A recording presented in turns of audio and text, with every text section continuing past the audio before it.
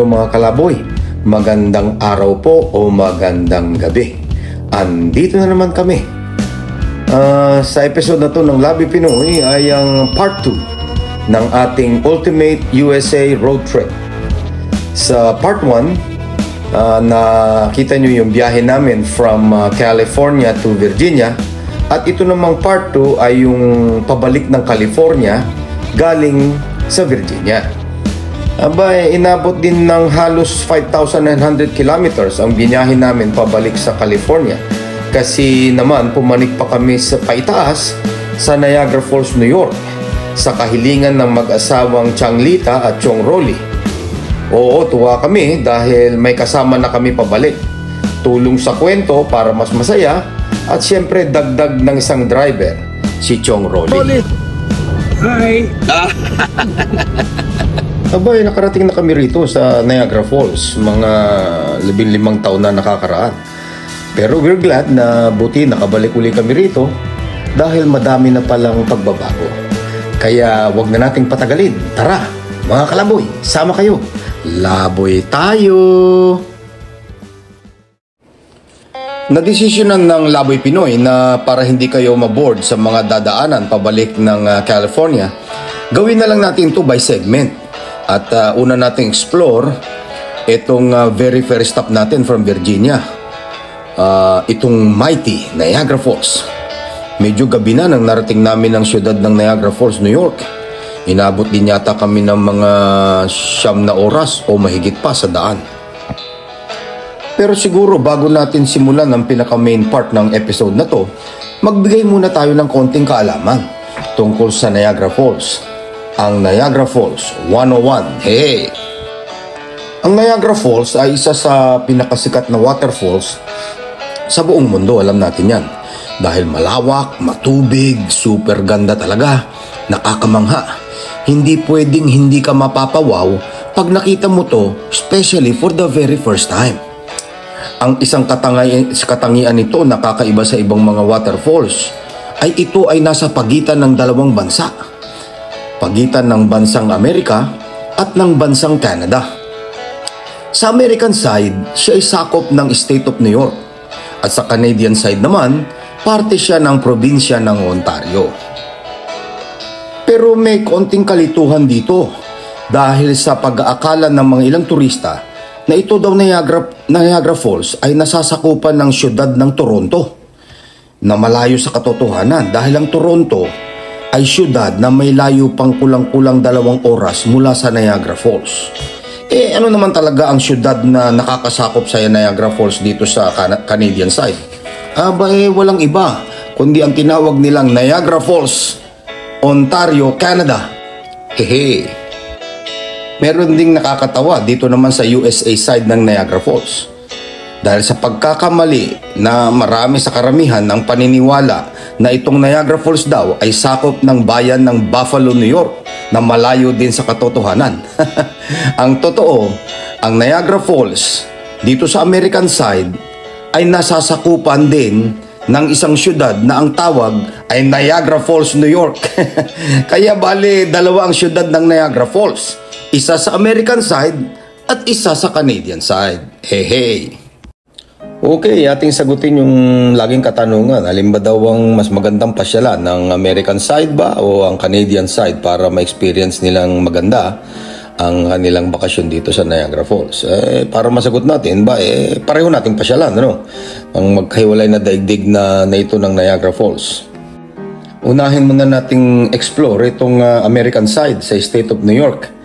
At pagkatapos niyan, lipat naman tayo doon dito sa kabila. At laboy naman tayo dito sa Canadian side.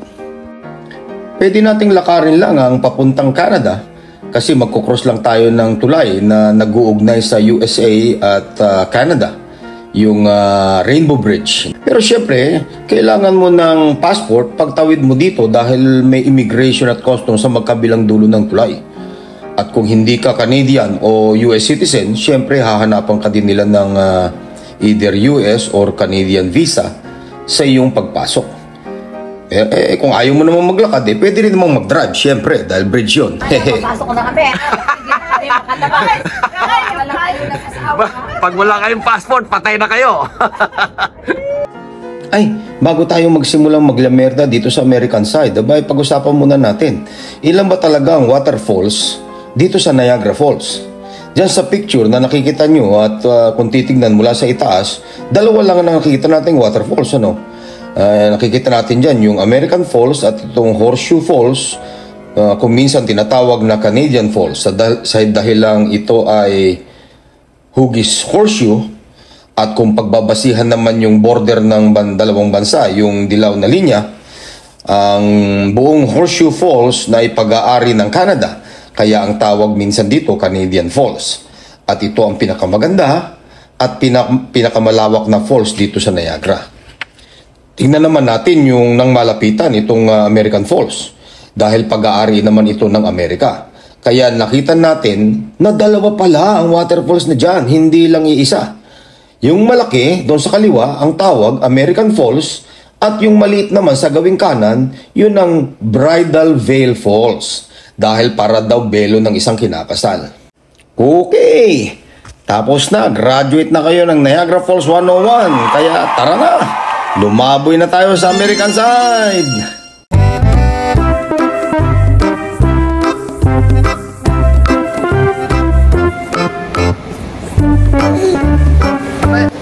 Paano yung litrato mo dyan, Nagpo-post na. Ano sa palagay mo, Rolly, pag naluhulog ka dyan? Wala na. Hindi ka lang makikita.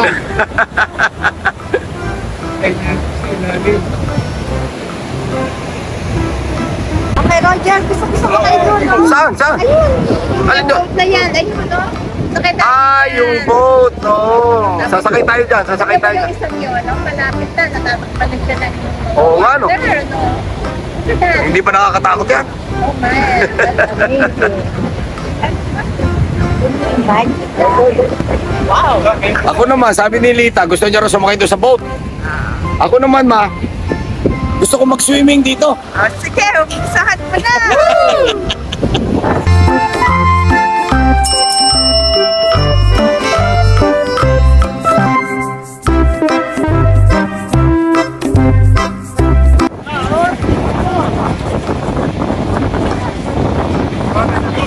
Gawa ng Diyos. Ganda, no, Rolly? Aling sa baba? Yung mga tao doon. Ano? Pupunta rin tayo dyan bukas. Okay, free nila magpas na.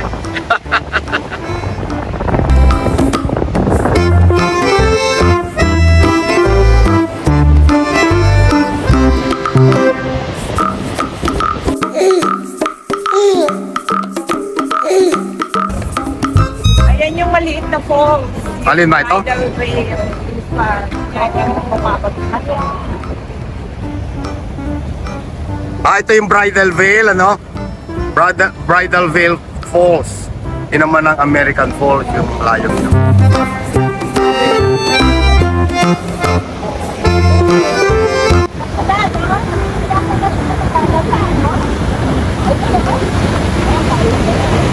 Oo nga, no? Ay, ay, ay!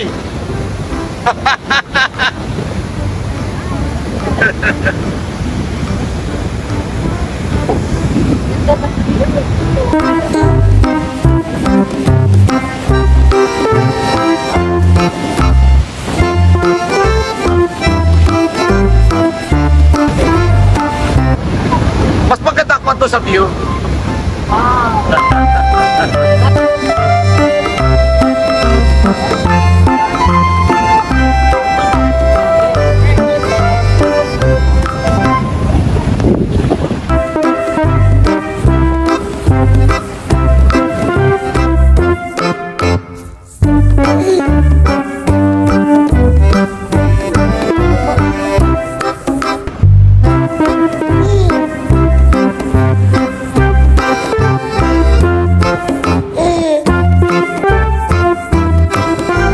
Wow, nice, nice. Mahanggi.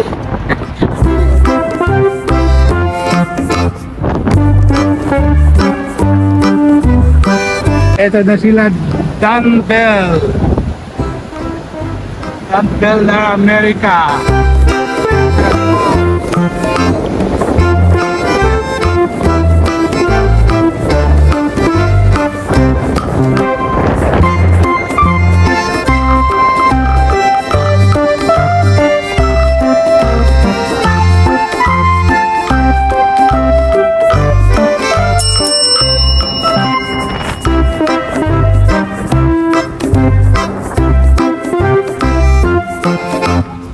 Maanggi! My gosh!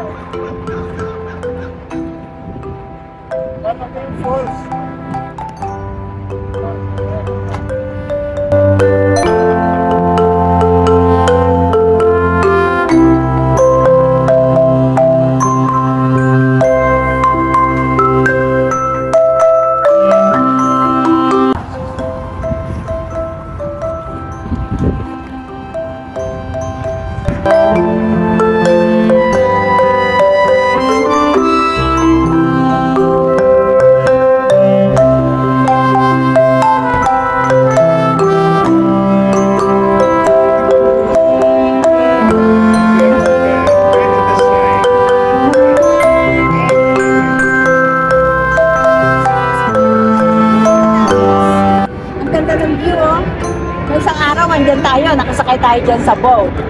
Oh. Ngayon, nandito, nasa harapan na tayo ng American Falls and Canada Falls. This is the best view. Harapan ng dalawang falls. So, alin ang palagay mong mas magandang view?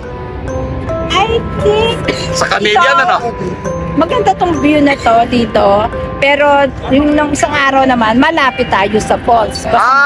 Okay. Maganda ang view dito, pero doon naman sa kabila, malapit ka sa Oo, falls. kitang-kita mo yung talagang bababasa ka, feel na feel mo. Dito hindi umaampias, ano? Hindi umaampias. Talagang kakaway ako dito sa mga tao dito. At saka sa akin.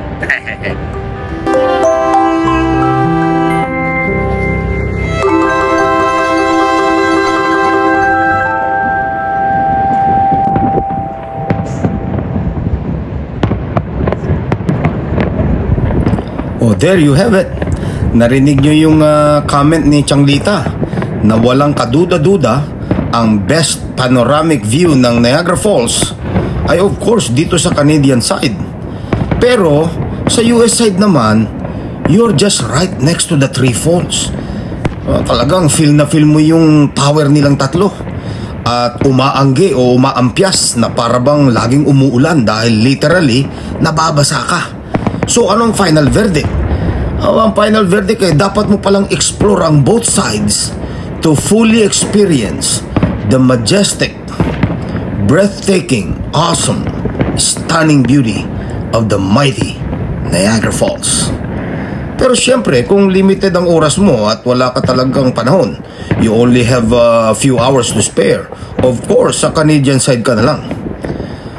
Sana naman kung nagustuhan niyo itong video ng Laboy Pinoy, paki-like naman at paki-share din sa inyong family and friends.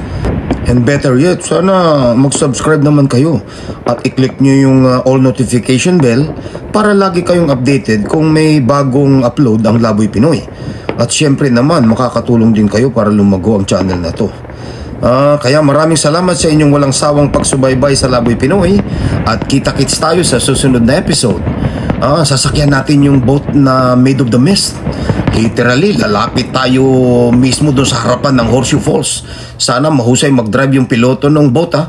Hindi nyo mag-drive na dire-diretso sa falls. Mamamatay kami lahat doon. Ay, katakot.